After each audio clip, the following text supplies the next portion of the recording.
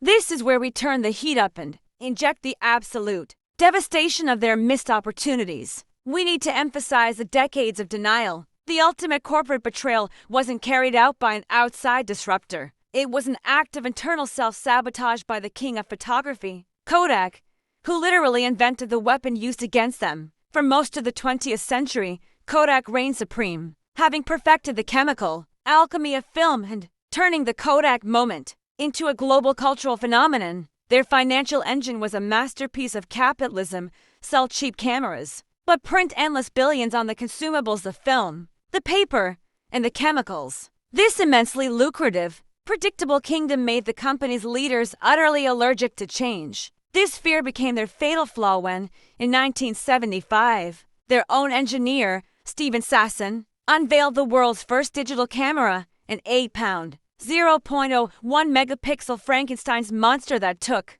23 agonizing seconds to record a blurry image onto an audio cassette tape. Recognizing this clumsy prototype as a genuine prophecy that spelled the end of their film revenue, the corporate leadership made the single greatest corporate blunder in history. They chose denial and secrecy. They buried the invention, reportedly telling Sasson, "That's cute, but don't tell anyone about it."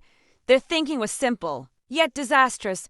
Why kill the multi-billion-dollar film cash cow today? This wasn't a one-time mistake. It was to decades of self-inflicted blindness. Even as competitors like Sony and Canon began to commercialize digital in the late 80s and early 90s, Kodak refused to commit. They held the original patents. They had the talent and they had the money, but they were paralyzed by fear of cannibalization. While the rivals were aggressively building the new digital ecosystem, cameras, software, and online sharing, Kodak was still optimizing its film factories, effectively polishing the brass on a sinking ship. The market showed no mercy. By the time Kodak finally woke up and went all in on digital in the 2000s, the battle was already lost. They were playing catch-up in a game they invented, fighting competitors who had no profitable past to protect. The company that invented the future filed for a tragic and ironic bankruptcy in 2012.